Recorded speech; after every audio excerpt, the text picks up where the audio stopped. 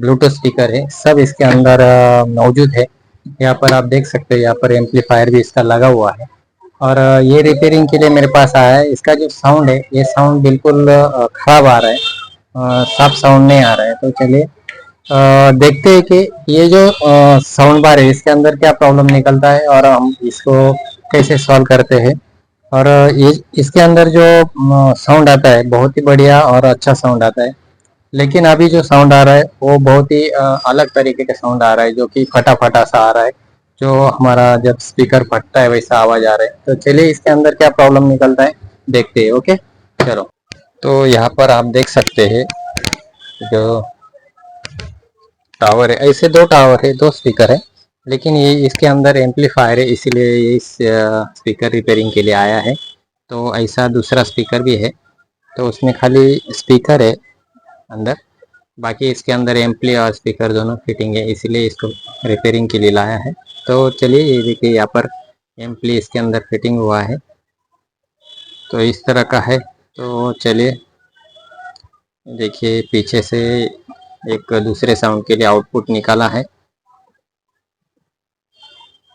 तो इस तरह का ये स्पीकर है, और आप देख सकते हैं बहुत ही बड़ा है। तो यहाँ पर 4 फुट का होगा ये टावर। तो चलिए इसको सबसे पहले खोलते हैं और देखते हैं इसके अंदर क्या प्रॉब्लम है। सबसे पहले वोल्टेज चेक करने पड़ेंगे हमें, क्योंकि आवाज़ जब फटी फटी सी आती है तो ज़्यादातर कैपेसिटर का प्रॉब्लम होता है, या मॉसफेट का प्रॉब्लम होता है, या उसका वोल्टेज जो होता है वो भी कम आता है, इसीलिए भी आवाज़ फटा फटा सा आता है। तो चलिए सबसे पहले तो देखते हैं कि इसके अंदर प्रॉब्लम क्या आ रहा है। तो मैं 1 सेकंड में इसको खोल लेता हूँ।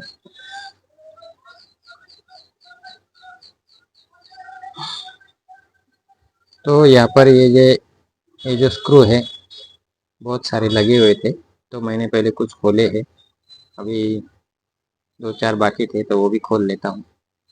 ये देखिए, इस तरह का इसके अंदर सर्किट लगा हुआ है।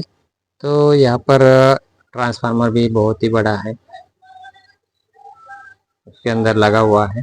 तो इसके अंदर जो मॉसफेट लगे हुए हैं, यहाँ पर देख सकते हैं 4 मॉसफेट है, जो कि उनका नंबर है 2SC5200, और दूसरा मॉसफेट है 2SA1943। ओके,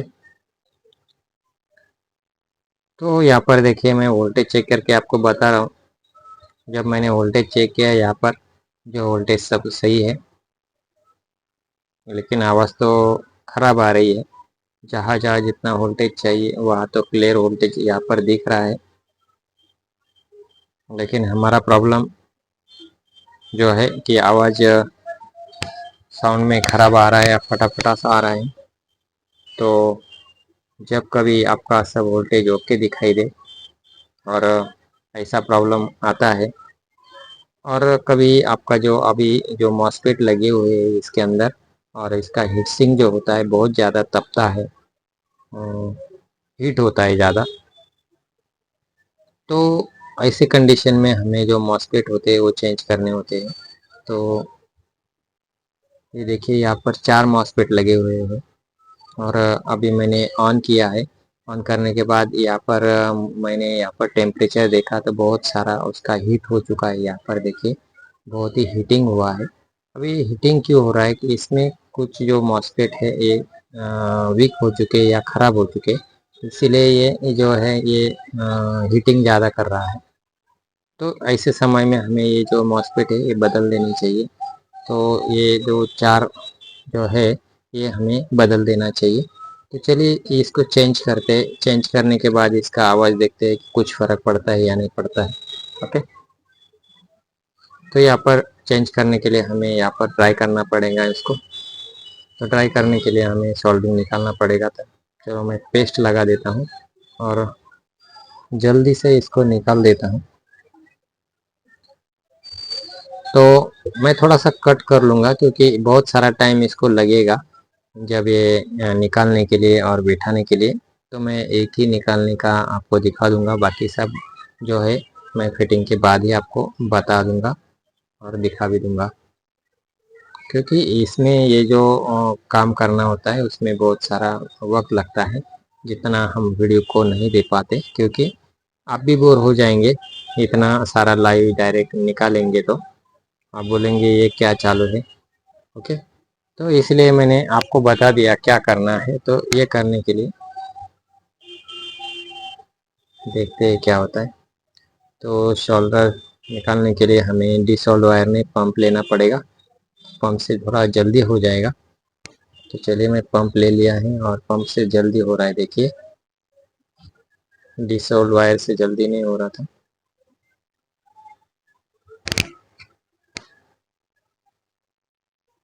इस पंप से एकदम फट से हो रहा है। तो चलिए जल्दी जल्दी इसको निकाल लेते हैं। और दोस्तों कभी भी ऐसे टावर आते हैं आपके पास या एम्पलीफायर आता है जिसका कभी आवाज़ डायरेक्टली बंद हो जाता है या फटाफटा सा आता है, या कभी कभी साउंड एकदम ही बारीक आ रहा हो, तो ऐसी कंडीशन में ज़्यादातर 99% जो होते हैं इनके मॉस्फेट होते हैं, कुछ में आईसी होते हैं, कुछ में बीयूवी होते हैं, तो ये खराब हो जाते हैं। इसीलिए ये जो प्रॉब्लम ज़्यादातर आता है। कभी ऐसे प्रॉब्लम आपके पास आता है तो सबसे पहले जो मॉस्फेट या आईसी होते हैं उनको चेक किया करो। जब चेक करेंगे तो ही आपको लगेज प्रॉब्लम समझ में आएगा, और दूसरी जगह हम चेक नहीं कर पाएंगे। ओके, तो कभी डायरेक्टली फोकस कर दिया इन चीज़ों पर तो अपना जो प्रॉब्लम है जल्दी से निकल जाता है और अपना वक्त भी बचता है। ओके, तो इस तरह से मैंने पूरा ड्राई कर लिया है सबको। मैं दिखा भी देता हूँ आपको, ये देखिए पूरा पंप से मैंने पूरा ड्राई कर लिया है। अभी करेंगे क्या, इसको सबको निकालेंगे। ये देखिए मैंने निकाला, ये 5200, और हमें दूसरा लेना पड़ेगा। देखिए मैंने चारों की चारों नए ले लिए हैं अभी यहाँ पर, जो कि 5200 और 1943। तो सबसे पहले इसका यही काम है कि जब हम नए चेंज करते हैं, नए लगाते हैं, तो उस समय पे हमें इसको पेस्ट लगाना ज़रूरी है। हीटिंग पेस्ट होती है वो लगाना ज़रूरी है, न कि हम उसको नहीं लगाएंगे तो ये जो मॉसफेट है जल्दी ख़राब हो सकता है। तो इसीलिए ये लगाने के बाद ही हम इसको फिटिंग कर सकते हैं। ओके, तो चलिए मैंने यहाँ पर एक लगा दिया है, अभी 3 बाकी है, तो 3 में फटाक से मैं इसको चेंज कर देता हूँ। ओके, और चेंज करने के बाद ही आपको दिखा देता हूँ। एक एक तो मैंने वीडियो में दिखा दिया, क्योंकि 3 को चेंज करने में बहुत सारा वक्त लगने वाला है, तो इसको मैं थोड़ा सा स्किप करूँगा और उसके बाद ही आपको पूरा फिटिंग करने के बाद दिखाऊंगा। ओके, तो ये भी मैंने निकाल दिया है, देखिए ये है 1943।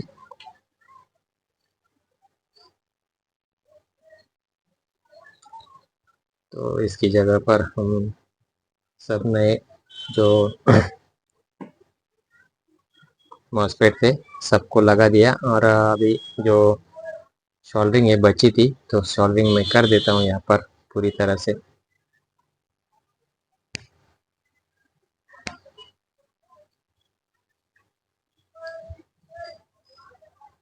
सोल्डरिंग करते समय बहुत जल्दबाजी मत करना, क्योंकि सोल्डरिंग करने का बहुत सारा फायदा भी होता है और तोटा भी होता है। तो जल्दबाजी कभी नहीं करना सोल्डरिंग के लिए, क्योंकि शोल्डर आपस में कभी चिपक जाता है और हमारे कभी नज़र में नहीं आता, तो उस समय पे दिक्कत भी हो सकती है। इसलिए मैं बोला शोल्डर करने का फ़ायदा भी है और तोटा भी है, क्योंकि शोल्डर करने से हमारा काम बनता है, लेकिन शोल्डर टच होने से काम बिगड़ता भी है, ये सोचो। ओके, तो चलो आगे चलते हैं। यहाँ पर ये जो पॉइंट बाकी है इसको सॉल्विंग कर लेते हैं और उसके बाद चेक करते हैं कि आप हमारा प्रॉब्लम सॉल्व हुआ है या नहीं हुआ है। ओके, तो यहाँ पर देखो, ये हमारा पूरी तरह से इनका जो ये जो मॉस्फेट है पूरी तरह से सब सोल्डरिंग हो चुके हैं अच्छी तरह से। मैं आपको दिखा भी दूंगा। और यहाँ पर थोड़ा सा ड्राई है, ये भी मैं कर लेता हूँ, क्योंकि कभी आंखों से दिखता है तो उसको नज़रअंदाज नहीं करना चाहिए। ओके ओके, हमारा काम इससे मजबूत बनता है। तो ये देखिए, यहाँ पर मैं आपको दिखा भी देता हूँ थोड़ा सा नज़दीक लेके। ये हमारा पूरा सोल्डरिंग हो चुका है, लेकिन यहाँ पर बहुत ही गंदा गंदा दिख रहा है, तो यहाँ पर हमें क्लीन करना चाहिए। तो यहाँ पर मैं थोड़ा सा थिनर डाल के पूरी किट को क्लीन कर देता हूँ, क्योंकि अच्छा दिख सके। ओके, तो इस तरह से थिनर डाल के मैंने पूरा जो किट है इसको क्लीन कर दिया है। पहले तो आपने देखा था ये किट कैसे था, अभी देखिए मैं क्लीन करने के बाद कैसे दिखता है, पूरा नया दिखेगा। तो ऐसे काम होगा तो कस्टमर भी खुश हो जाता है। तो कभी भी अच्छा काम करना। ओके,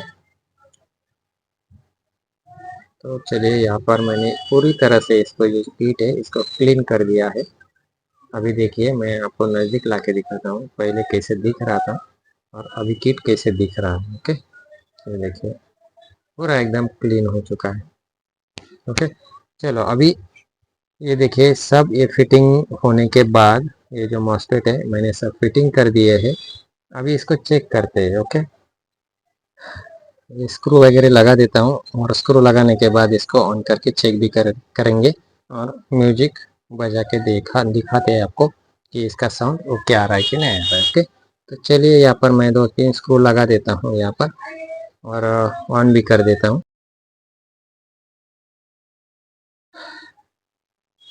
और ये वीडियो कभी आपको अच्छा लगा तो ज़रूर लाइक करना दोस्तों, शेयर करना। और ऐसे ही वीडियो देखने के लिए और इलेक्ट्रॉनिक के बारे में जानने के लिए चैनल को ज़रूर सब्सक्राइब करके रखना। ओके, मिलते हैं नेक्स्ट वीडियो में ऐसा ही कुछ टॉपिक लेकर, ऐसा ही कुछ वीडियो लेकर। तब तक के लिए धन्यवाद। ओके, मिलते हैं नेक्स्ट वीडियो में।